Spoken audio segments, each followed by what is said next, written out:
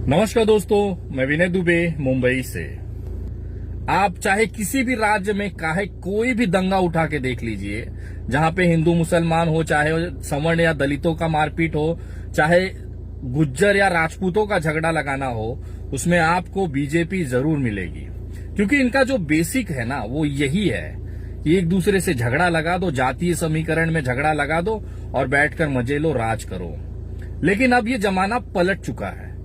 आज ना देश का युवा जागरूक है, वो आपकी जो गंदगी है ना उसको समझ चुका है। आपके पास दिखाने के लिए, करने के लिए कुछ नहीं है, तो आप ये जो चीजें करते हैं ना, भारतीय जनता पार्टी वालों, अब देश जागरूक है, चीजें समझ रहा है। उन्हें ना हिंदू चाहिए, ना मुसलमान चाहिए, ना मंदिर चाहिए, ना मस्जिद चाहिए। 71% युवाओं की आबादी में 45% जब बेरोजगार होता है ना, तो घर पे बैठे हुए अपने लड़के को देखकर उस पिता को कितनी तकलीफ होती होगी, इसका अंदाजा भारतीय जनता पार्टी वाले नहीं लगा सकते, क्योंकि उनकी तो औलादे नहीं है ना।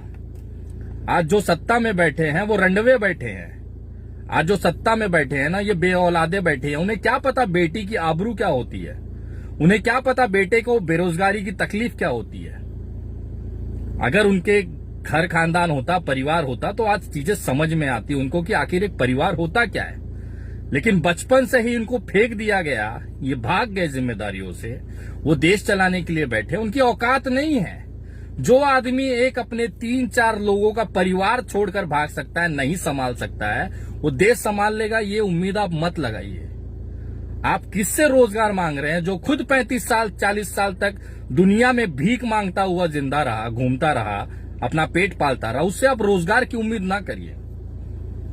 जो इंसान खुद आपराधिक प्रवृत्ति का है, जिसके ऊपर 50-50 70-70 मुकदमे हैं, उससे आप अपेक्षा करोगे कि वो आपको न्याय दिला देगा, तो आप गलतफहमी में हैं। जिस लोगों के हाथ बलात्कार से रंगे हुए हैं, उससे आप अगर उम्मीद करोगे कि वो आपकी बेटी के लिए अच्छा कानून लाएगा, रक्षा करेगा, उसको न्याय दिलाएगा, तो आप बहुत बड़े बेवकूफ हैं। आखिर ये गलती हुई है आप लोगों से, ये मानिए बात को। यही चीज पिछले 5-6 सालों से हम आपको समझाते आए हैं। जब तक आपकी बेटी की आबरू नहीं लूटेगी, तब तक आपकी आंखें नहीं खुलती हैं। जब तक आपका बेटा पंखे से लटक कर आत्महत्या न कर ले बेरोजगारी की वजह से, तब तक आपकी आंखें नहीं खुलेंगी। आपको दिखाई देगा प्रभु श्री राम और बाबरी मस्जिद।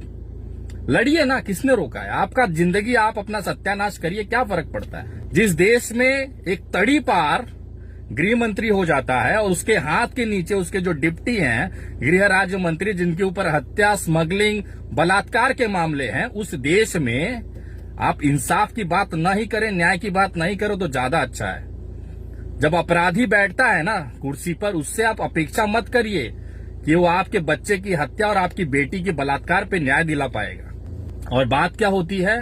हम दाऊद इब्राहिम को पकड़ के लाएंगे। एक गृह राज्य मंत्री का सपोला पकड़ा नहीं जा रहा था, नेपाल भाग गया था, भोसड़ी वाला डरपोक गणफट्टू, और हम दाऊद इब्राहिम को लाने की बात करते। कहां से लाते हैं इतनी बकचोदी? बचपन से इतने बकचोद थे कि अभी अभी ताजा ताजा बनाया गया है आपको। और जो लोग भी अभी भी आंखें नहीं खुली है ना, तो इंतजार करो बेटा।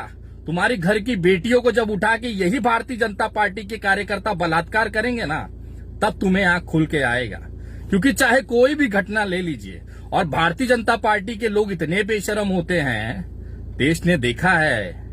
एक बलात्कारी के समर्थन में रैलियां निकाली जाती हैं, हाथरस की बेटी को इंसाफ न मिले उसकी पूरी तैयारी की जाती है, उसके घर के बाहर जाके चिल्लाया जाता है। आखिर क्या हुआ? आज ये हालत है कि उसके जो बलात्कारी के जो आरोपी थे, उनको फांसी की सजा हुई। शर्म आती है क्या रे? जिस कोर्ट ने उन्हें आरोपी साबित कर दिया, सजा दे दी, उसके समर्थन में तुम भोसड़ी वाले और बलात्कारी जाके खड़े हुए थे। अगर घर में मां बहन होगी ना, तो थोड़ा भी शर्म आता होगा ना, तो जाके उनसे नजरें मिला के देखो, उनकी आंखों में तुम पर थूकती होंगी वो कि मेरे घर में कैसा चूतिया पैदा कर दिया, जो एक लड़की के बलात्कारी के साथ जाकर खड़ा हो जाता है। ये तो औकात है रे तुम्हारी। और तुम चूतियों को अगर लग रहा होगा ना, वापस से हिंदू मुसलमान करके मंदिर मस्जिद में अटका कर सत्ता हासिल कर लोगे, तो आप ये चीज इतिहास हो चुकी है। आज के युवाओं को रोजगार चाहिए, आज के लड़कियों को, महिलाओं को सुरक्षा चाहिए, किसानों को अपने अन्न का पैसा चाहिए, कीमत चाहिए। अगर अभी भी तुमको लगता है कि तुम देश को चूतिया बना लोगे ना, तो तुमसे बड़ा चूतिया इस देश में नहीं मिलेगा। समय खत्म हो चुका है तुम्हारा। और जितने भी इनके अंधभक्त हैं ना, ये सब खोज खोज कर इनको सीधा किया जाएगा। इंतजार तो करो। बुझते हुए दिए की लौ देखी है ना, जैसे फड़फड़ाती है, वैसे कुछ दिन बचे हैं भारतीय जनता पार्टी के लिए। जितना फड़फड़ाना है ना, फड़फड़ा लो बेटा। जैसे ही सत्ता परिवर्तन होगा ना, खोज खोज कर इलाज किया जाएगा तबीयत से। कैसे मालूम है ना?